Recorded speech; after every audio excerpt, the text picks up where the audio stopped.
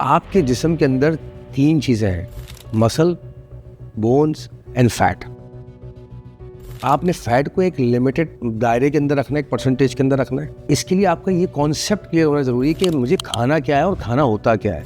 आपकी बॉडी में जो भी बॉडी एनर्जी प्रोड्यूस करती है वो 3 ज़मरों से आपके बॉडी के अंदर आती है, एक फैट, एक कार्ब्स, एक प्रोटीन। और आपकी बॉडी के जो ऑर्गन्स हैं उनके फंक्शन को मेंटेन करने के लिए आपको 2 चीज़ें चाहिए, विटामिन्स एंड मिनरल्स। तो अब आपने गौर करना है कि आप जो भी दिन में खाना खा रहे हैं, सुबह दोपहर शाम जो भी खा रहे हैं, जहाँ से भी खा रहे हैं, वो इन 5 चीज़ों में से क्या चीज़ आपकी कितनी क्वांटिटी में जा रही है। अगर से आपका खाना ज़्यादा परसेंटेज है फैट और कार्ब्स, तो इसका मतलब आप ओवरवेट होने की तरफ जा रहे हैं। और आपके खाने का अगर ज़्यादा परसेंटेज प्रोटीन है तो आप मसल बिल्डिंग की तरफ जा रहे हैं और हेल्दी लिविंग की तरफ जा रहे हैं। तो वाइटामिन एंड मिनरल्स तो हम किसी खाते में ही नहीं लाते।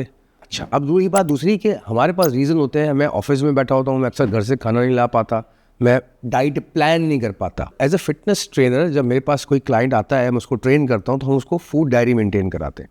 हम कहते हैं आप जो भी खाएं, कुछ भी खाएं, एक पानी का ग्लास या एक घूंट भी आपने लिया है, उसको लिख दीजिए आप अपनी डायरी के अंदर। 1 हफ्ते तक आप उसको लिखते रहिए। तो 1 हफ्ते बाद जब आपके पास आपकी फूड डायरी मेंटेन हो जाएगी तो आपको आइडिया हो जाएगा कि मैं क्या खा रहा हूँ और क्या नहीं खा रहा। और इसमें आपने अपने आप से झूठ नहीं बोलना।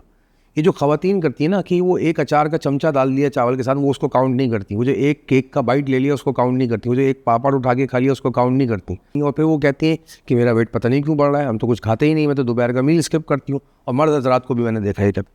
तो आपने जब अपनी फूड डायरी मेंटेन कर ली, उसके बाद आपके पास एग्जैक्ट डिटेल आ गई कि मैं क्या खा रहा हूँ क्या नहीं खा रहा। अब उसको प्लान करें आप। एज अ फिटनेस एक्सपर्ट मैं आपको दावे के साथ कह रहा हूँ कि आपको चावल और रोटी नहीं छोड़ने चाहिए। हाँ, उनकी मिकदार कम करनी चाहिए, क्योंकि आप उसकी मिकदार गलत खा रहे हैं। आप खाने को किस पैटर्न में खाते हैं ये भी बहुत इंपॉर्टेंट होता है। मिसाल के तौर पे आप दाल चावल खा रहे हैं और साथ में आपने इतना सलाद, एक बाउल सलाद भी खाना है। तो अगर आपने खाना खाने के बीच में सलाद खाया तो शुगर स्पाइक लेवल अलग हो जाएगा आपकी बॉडी का। खाने के बाद सलाद खाया तो अलग हो जाएगा, और खाने से पहले सलाद को खाया तो शुगर स्पाइक का लेवल अलग होगा। फाइबर जितना भी होता है, सैलेड, ग्रीन वेजिटेबल्स और फाइबरी चीज़ें जो होती हैं, इसबगोल आप साथ में खाने के लिए ले सकते हैं, आधा स्पून, वो आपको खाने से पहले खाना है। क्योंकि जब वो आपकी बॉडी में जाके फाइबर डिज़ोल्व होता है, स्टमक में जाता है, तो वो सारे शुगरी कार्ब्स फूड को जो है उसकी शुगर स्पाइक को लो कर देता है। और कीजिए आप जिस दावत में भी जाएँ, शादियों में, एनीथिंग जहाँ पे हमारे डिनर सर्व हो रहा होता है, एज अ फिटनेस एक्सपर्ट जब मैं अपने नज़रिए से देखता हूँ तो मेरे नज़र से तो हम अपनी दावतों में जहर खिला रहे होते हैं एक दूसरे को। क्योंकि आप नोट करें, उसमें बिरयानी होगी ऑयल से भरपूर, प्लस जो सालन हमारे यहाँ बने होते हैं उनके अंदर ऑयल लिटरली तैर रहा होता है। फिर हम उसमें बेदर्दी से मीठा सर्व कर रहे होते हैं, खीर, कुल्फ़ी, आइसक्रीम। कि अगर बॉडी को कोई तेज़ी से कोई चीज़ एज करती है ना, वो है शुगर एंड कार्ब्स। जितना उतना खाएं जितनी बॉडी को ज़रूरत है, उससे ज़्यादा आपको बुढ़ापे की तरफ धक्के दे रही है वो।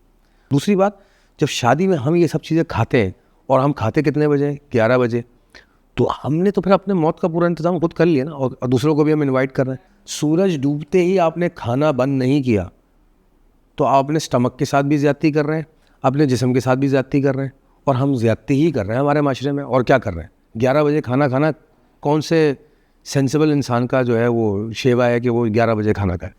तो हमें ये रीविजिट करना चाहिए।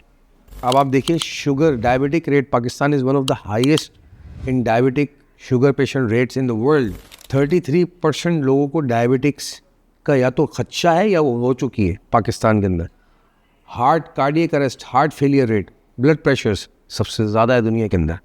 द रीज़न इज़ कि हम वो ग़िज़ाएँ खा रहे हैं जो हमारे लिए ग़िज़ा नहीं, ज़हर के मुतरादिफ। हम इस नहज पे पहुँच चुके हैं कि पाकिस्तान में हर 3 में से एक बंदे को या तो शुगर हो चुकी है या होने वाली, उसको ये आइडिया नहीं है।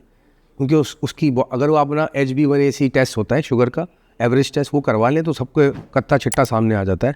तो ये बात ऑन द वर्ज है, बिल्कुल सर पे खड़ी है कि पाकिस्तान शुगर होने वाले पेशेंट्स में टॉप ऑफ द लाइन है दुनिया के अंदर।